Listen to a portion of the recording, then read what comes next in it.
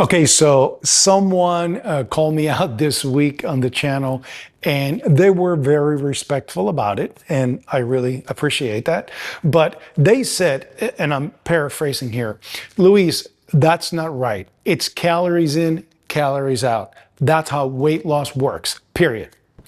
Well, here's the thing. I hear that argument a lot, and on the surface, it sounds scientific, logical, even smart.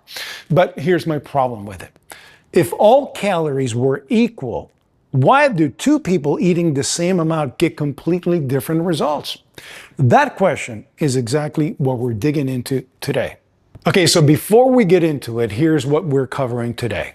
One, what the calories in, calories out argument actually gets right, and what it gets wrong.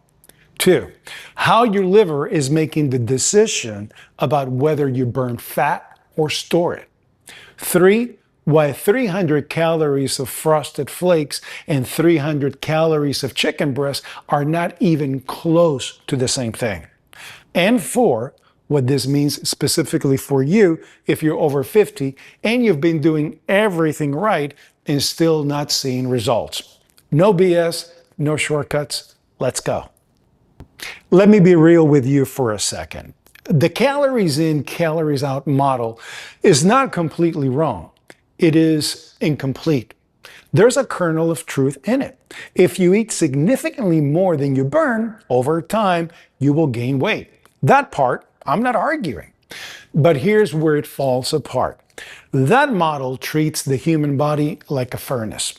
You throw in fuel, it burns, and whatever's left over, you store. Simple, clean, predictable. Except your body is not a furnace. Your body is a chemistry lab. And the type of fuel you put in determines what reactions happen inside of you. Think about it this way. Let's say you eat 2,000 calories a day, all from sugar and processed carbs. And your neighbor also eats 2,000 calories a day from lean protein, vegetables, and healthy fats. The calories in, calories out model says you two are doing the same thing, but your bodies are doing completely different things. And that's the part the calorie counters skip right over. So here's the physiology, and I'm going to keep this simple because it should be.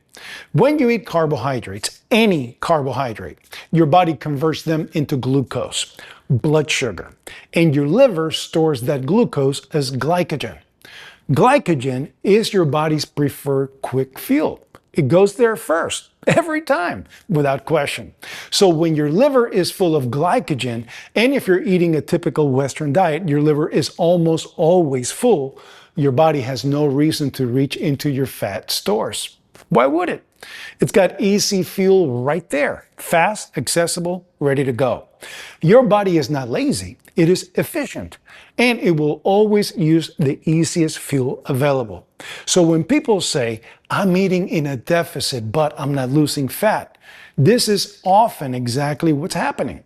The body is not touching the fat because it doesn't need to. Glycogen is sitting right there. Now here's the shift. When you reduce carbohydrates or stop eating them as frequently, your liver empties those glycogen stores.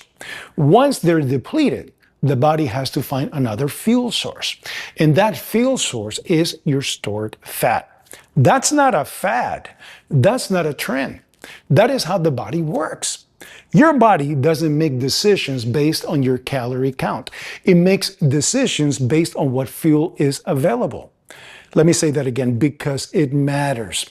Your body doesn't care how many calories you ate. It cares what fuel is available. So let's talk about the example from the short earlier, because I think this is where it gets crystal clear. 300 calories of frosted flakes. That hits your bloodstream fast. It spikes your blood sugar. Your pancreas releases insulin, and a lot of it, quickly. Insulin's job is to clear the glucose out of the blood, and it does that by storing it in your liver, in your muscles, and if those are already full, in your cells. Your fat cells, actually. Here's something a lot of people don't know. When insulin is elevated, when it's high. Fat burning is essentially just switched off. Your body cannot efficiently burn fat while insulin is working.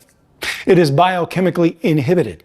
So you eat those frosted flakes, insulin spikes, fat burning stops, blood sugar crashes an hour later.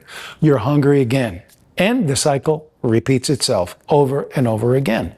Now, 300 calories of chicken breast. Now that's something we need to look at.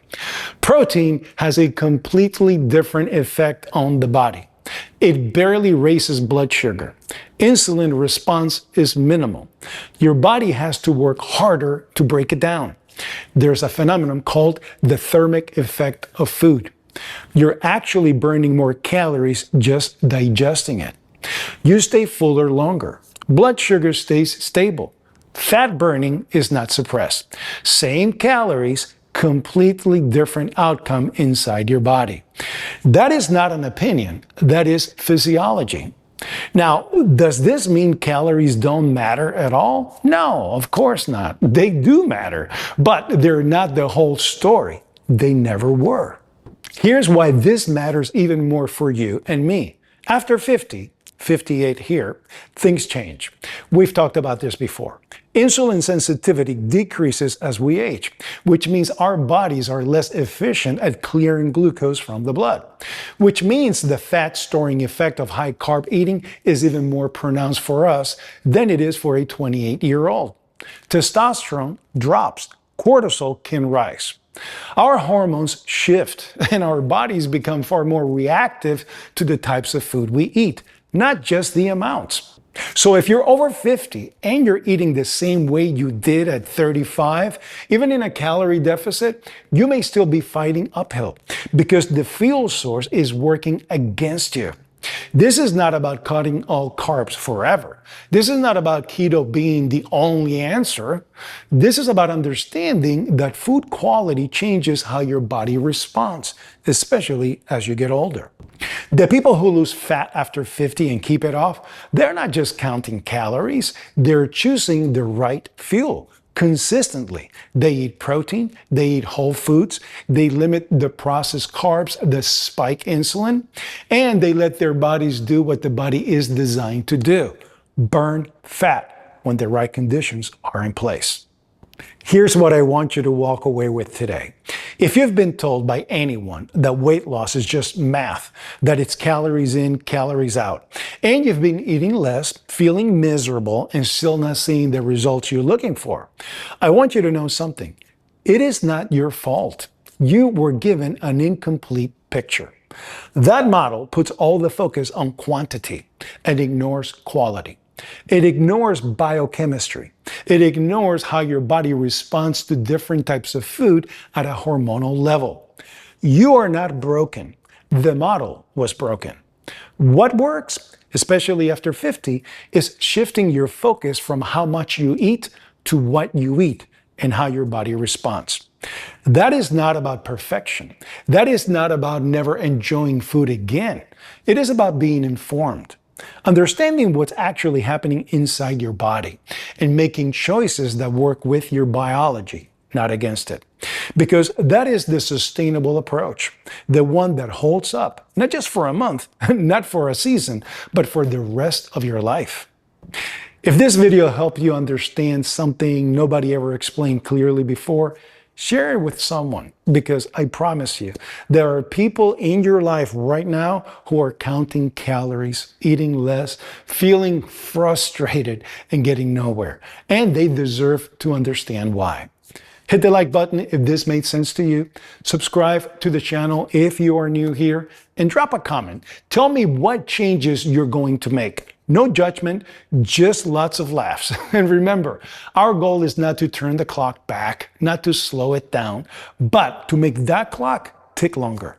I'll see you on the next one.